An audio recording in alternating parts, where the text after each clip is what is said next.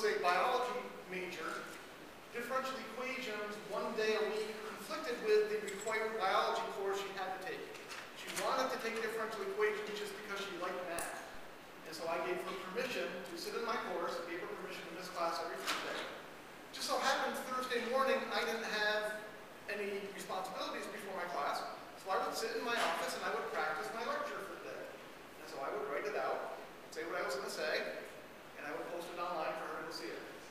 So in a sense, she almost really didn't miss class. The only part of class she missed is the standard, do you guys have any questions that I always do at the beginning of class. So it worked out very well for her.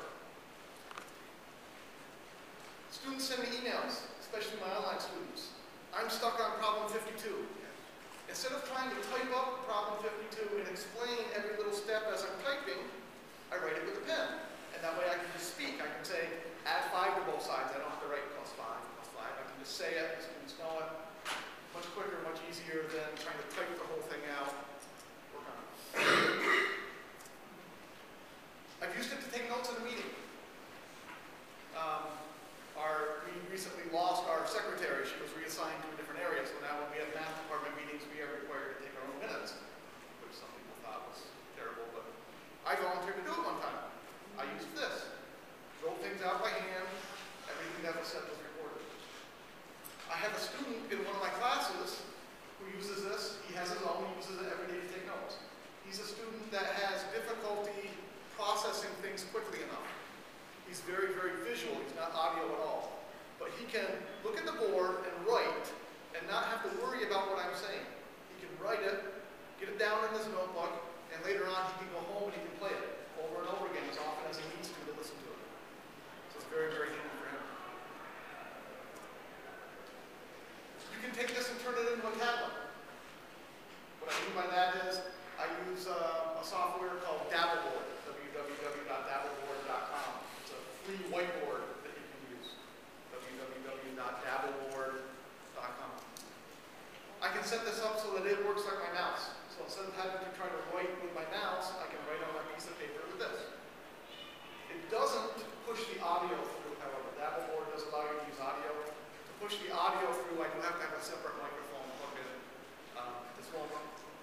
This won't listen to audio and push it through to your computer all at the same time, unfortunately. Dabbleboard also does allow you to do video. So if you have a little dock camera on your computer like I have, the students can actually see me as I'm writing and talking with them. And the last thing I've used it for, last year I had a student who needed his exams read to him. And so what I did is I Xeroxed my test onto the specialty paper that you have to have for the pen. There's a specialty paper that is required. So I Xeroxed my test onto here, and then for problem 1, I would start my pen, push go, and I would read the problem. And then I'd pause, and then problem 2, I would do the same thing. So when the student went to take the test, I let him borrow my pen, and when he got to problem 1, he clicked on problem 1, and he heard my voice reading the problem. And then he did his problem 1, and when he was ready for problem 2, he clicked on problem 2. Off he went.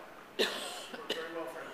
My Student Disability Service office was thrilled because they didn't have to try to read all the math symbols and they didn't know what they meant.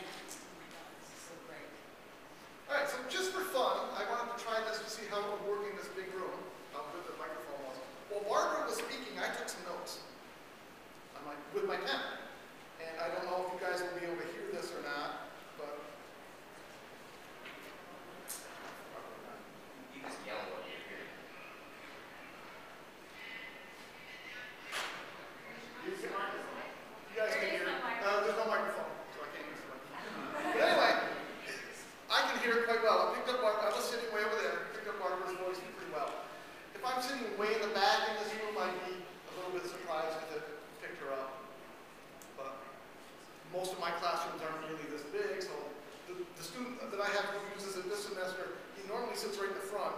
Just for fun one day, I asked him to sit in the back for just a couple minutes so we could try it, and it worked just fine in the back of the room. Yes? I just want to mention I had a student take the notes in my class, and she only had to write down 1 or 2 words. So that was one of the things. She couldn't write all of the notes. She just write down a word or 2, and then go back later and press on and hear everything I said. Okay, so what I'm going to do now is I'm just going to make a quick video. I'll show you how you make them, and then I'll show you how we load it onto the computer, how we play it. All right, so I'm on a clean piece of paper here. Right now, the pen is turned on, but it's only recording the camera. I haven't turned it on yet, so I'm just going to write something here. So it will record what I just wrote, but there's no sound in it. When I want the sound, I can push down here. There's a little button that says record. So I push record. So now it's getting sound, and it will get everything I write. So I write x equals negative b over 2a. So now it has that, what I wrote on the paper, and the sound. So, I take it, and it comes with a little USB cable. You just plug it in. And plug it in here.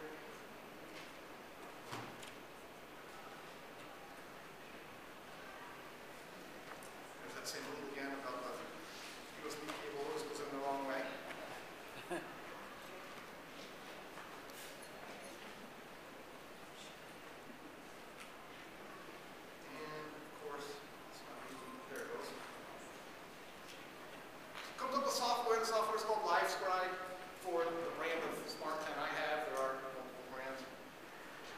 In just a second here, it will, that's all about. No internet. No internet connection, that's right. So it's checking for updates. Of course, it's not going to find any. What it should do next, it should automatically detect the pen and download anything new that I've written. And you can see now it's transferring from George Hurlburt Smart Pen. It's not using the notebook, it's just using the pen? Only from the pen, yep. So it knows what the pen wrote? Yep. So I'll show you when it's done downloading here, I'll show you what I wrote. How much does it cost? How much does it cost? I'll get to that at the end.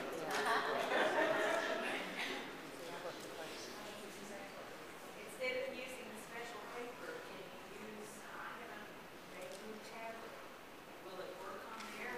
No, I don't believe so. Not the Smart Pen I have. The Smart Pen I have, you have to have a special paper. It came with a small notebook, which I purchased, which I came with this. This big 3-subject notebook costs $8 on Amazon.com.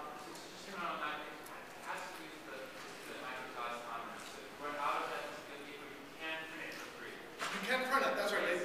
You can go to their website and download and print it.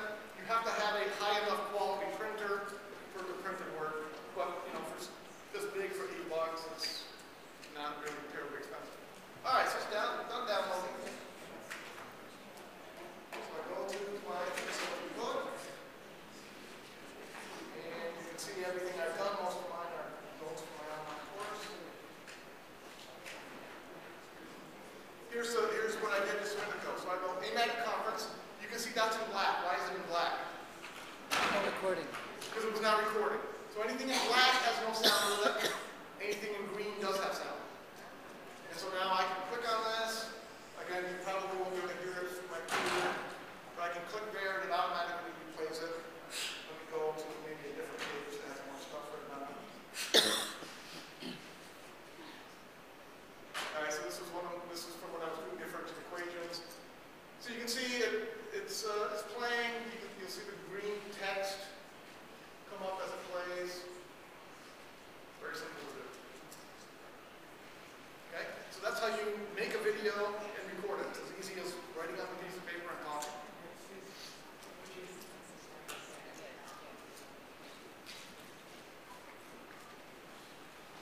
Now, once you have the video,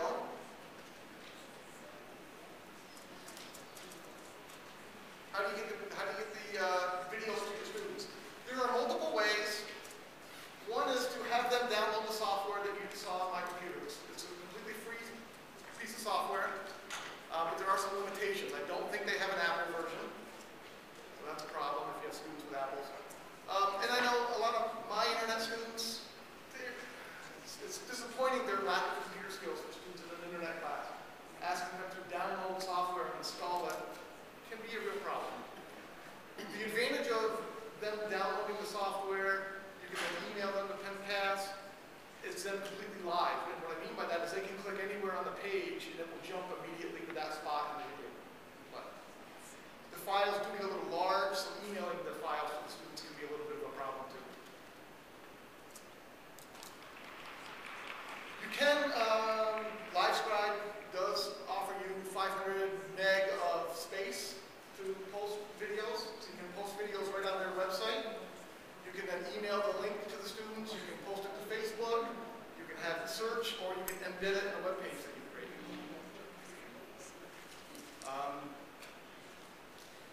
That's a pretty good way to do it. That's probably the easiest way on the faculty member.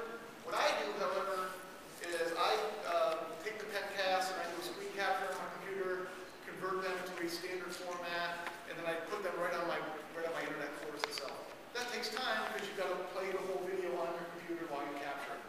So that one's probably the most work for a faculty member, but it's the one that I do. It's my preference. Could you say that again? What do you do? I use a software called Camtasia. I can play the video on my computer and capture it, the video and the audio all at once, convert it to Windows Media Player or whatever format you like, post it on your internet course. This is just a screenshot of what the online, when you post it online, what it looks like. And so you can make it full screen, play the video, and then over here is where you email it, get a link to this file, embed it, so on and so forth. And then you ask for the cost. They have multiple options. Again, this is the company that I bought. It's called Echo. I'm not promoting Echo or anything. It's just the one that I had, so it's the easiest one for me to look up.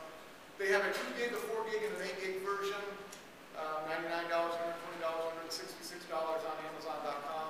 Amazon was the cheapest place I found. A 3-subject notebook like this one is $8. You do need to buy replaceable ink cartridges.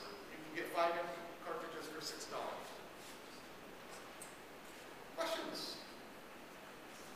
Yes? Yes, sir. You said you copied notes onto the special paper. When you download them to the screen, that's not there for the video? No. The only thing that goes on to a video is what you write with the pen. So when I copied my test onto this paper, the test would not show up on a video that I took to my computer. That's why the student had to actually have a pen. So I put a dot next to problem 1 and I read it out, and then he just had to click on the dot and here it's in my pen. Yes? Are you aware if there's any issues if an instructor has been for another semester and then passes the pen on to a different instructor? Are you able to do it in that way? You can. As far as I know, you can. The only thing is, when you go, if you use their online thing, you have to log into it. So the instructor would need my username and password to use the online version of it. But No, can you pass the pen maybe to they can someone else? register the pen under their own name. I don't know. Never But tried. it can be used on different computers. Absolutely, it can be used by different computers. Yes. Can you have it transcribe and transcript? What is that? Not directly.